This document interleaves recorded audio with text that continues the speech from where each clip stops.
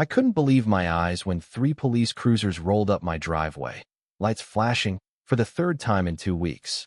Frustration boiled over. Through my living room window, I watched 6 uniformed officers step out and approach my front door. My quiet Sunday afternoon by Lake Serenity was about to be derailed again, thanks to baseless complaints from the Clearwater Shores Homeowners Association, allegations of illegal construction and noise violations, all fabricated. I took a deep breath, straightened my shirt, and opened the door before they could knock. I recognized Officer Delgado from prior visits. "Mr. Bennett," he said, a hint of embarrassment in his tone. "I'm sorry for the disturbance, but we got another call from Clearwater Shores HOA about code violations, unapproved exterior modifications, and excessive noise." I could tell he was just doing his job, but the absurdity was unbearable. My elderly parents were visiting, and my mother peeked nervously from the kitchen. The most disruptive thing happening was my father's old radio playing jazz at a whisper. "Officer, with all due respect, this is harassment," I said, firm but polite. "As I've explained twice, my property isn't part of their HOA. I bought this lot because it's outside their jurisdiction. I have deeds and surveys to prove it." I gestured to my lakeside home, nestled among pines, serene and silent. The officers inspected my property, finding no issues again. But this time, something snapped. This wasn't just an annoyance. It was a deliberate campaign to bully me into submission. I decided then, no more. What I didn't know was that this moment would spark one of the most satisfying victories of my life. 2 years ago, I achieved my dream of owning a lakeside home. Growing up in a cramped city apartment, I'd always craved nature and water. Childhood camping trips to Lake Serenity fueled my promise to one day live there. After 20 years of saving, working overtime at my engineering firm, and smart investing, I found the perfect spot. A cozy 1970s ranch-style home with a yard sloping to the lake's edge. It wasn't fancy dated finishes, modest size, but its charm and location were unmatched. Floor-to-ceiling windows framed the lake, and a wraparound deck was ideal for coffee or stargazing. The previous owner, a retired botanist, had tended it lovingly, planting native gardens that drew birds and butterflies. I toured it on a crisp fall day, the lake reflecting fiery maples. The botanist shared stories of family gatherings and quiet winters when deer crossed the frozen water. His love for the place sealed my affection, not just for the house, but the life it promised. The price stretched my budget, and my realtor warned of competing offers, but one detail clinched it. The property sat just outside the Clearwater Shores HOA. "That's a selling point," she said. "No fees, no committee approvals." The botanist nodded. "I bought it 30 years ago to garden my way. I'd seen HOA nightmares elsewhere, fines for oversized wind chimes, banned rose bushes, 60-page rulebooks dictating paint colors, beige only, and dog breeds. One community banned vegetable gardens and limited holiday decorations to a 35-day window. To me, these were intrusions, not protections.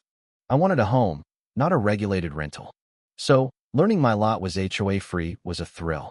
County records confirmed it was part of the original Lakeside development, but excluded when the HOA formed. 3 other properties shared this status, while 47 others were under the HOA. The botanist said it was a selling point, with an unspoken agreement. They left him alone, and he kept his place tidy. I made an offer $5,000 over asking, and when it was accepted, it felt like a childhood dream realized. The first 6 months were paradise. I stripped wallpaper, refinished hardwoods, painted the exterior a warm sage green, and installed solar panels. I planned a small dock for the lake. Mornings brought herons fishing, evenings, frogs and stars. I kayaked at dusk, feeling peace I'd never known in the city. I befriended my neighbors, the Carter family, a young couple with twins, and the elderly Mrs. Larson, both on HOA-free lots. Mrs. Larson shared homemade preserves, and her husband, a retired mason, offered DIY tips. The Carters and I watched each other's homes during trips. Across the lake, I waved to HOA residents while kayaking, and all seemed friendly. I attended public lake meetings on water quality, noticing the HOA president, Victor Grayson, was distant with us independents, but not hostile. That changed when Victor was re-elected, promising community enhancement. He'd won on a platform of strict rule enforcement, beating a moderate who favored amenities. His victory speech hinted at correcting boundary inconsistencies. A week later, an envelope appeared on my Dora Clearwater Shores letter welcoming me, claiming I owed 3 months' dues, asserting my property was under their jurisdiction. It listed violations: my solar panels, house color, and native landscaping. An invoice demanded $900. Confused, I called my realtor's attorney, who confirmed my lot was HOA-free. I sent a polite letter with boundary documents, hand-delivered to their office. 3 days later, a harsher notice threatened liens. Then Victor and 2 board members showed up uninvited. "Mr. Bennett," Victor said with a salesman's smile, "we need to discuss your compliance." I showed them my deeds, but he claimed new surveys included my lot. When I asked to see them, he dodged, citing my violations: solar panels, a visible kayak, and my planned dock. "We take standards seriously," he warned. "It'd be a shame to escalate." That night, I learned the Carters got similar letters. Mrs. Larson, 82, was so stressed she considered paying to avoid conflict. This infuriated Maybelline, an elderly widow, was low. Weeks brought relentless notices. My grass was too long, my garage door opened too long, my guests' cars parked wrong. County inspectors came for fake pollution, permit, and setback complaints, all baseless. Then police visits started, first for noise during a family barbecue, then for construction when I fixed deck boards. Each time, officers found nothing, but the intrusions humiliated me. My sanctuary was under siege. The third police visit, with my parents there, was the breaking point. My father, a retired attorney, watched, furious. "This is textbook harassment, son," he said. "Fight back." I called Laura Mitchell, a property rights lawyer he recommended, known for battling rogue HOAs. I spent hours compiling evidence, a timeline, letters, maps, photos. Laura's office, in a historic downtown building, felt reassuring. Her assistant said, "Laura's faced Clearwater Shores before. She knows their tricks." That echoed a past HOA dispute I'd heard about, where an unauthorized rental scheme was shut down. Our 3-hour meeting laid bare the HOA's campaign. Laura was outraged by the police calls, noting they could be criminal false reports. She confirmed my lot's independence and asked about witnesses: me parents, brother, neighbors. "This isn't just overreach," she said. "It's a hostile takeover attempt." She cited a case, Wilson v. Bayview HOA, where an HOA lost big for similar tactics. Laura believed we could win damages, as HOAs carry insurance, but exclusions for fraud could make board members personally liable. "People like Victor bet on you folding," she said. I paid her retainer, ready to fight. Laura hired surveyor James Callahan, who confirmed my boundaries with precision, finding a 25-foot buffer from the HOA line. She obtained county records showing my lot's exclusion, but uncovered a recent HOA correction claiming my lot, filed after Victor's election. The signatures were forged: a retired clerk and expired notary. This was fraud. We sued the HOA and board members, including Victor, for harassment, fraud, false reports, defamation, and emotional distress, seeking damages, an injunction, and costs. The HOA's attorney, a board member's relative, called the suit frivolous, but the judge ordered discovery. We got internal emails revealing a dossier on our property's photos, schedules, even visitor logs.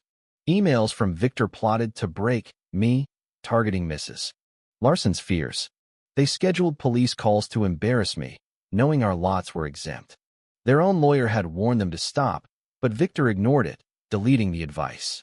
A Phase 2 memo planned worse, contacting employers, flooding county offices with complaints, monitoring deliveries. It was chilling. The HOA offered $5,000 to settle. Laura countered, demanding an apology, fees, and major damages. They refused, underestimating us.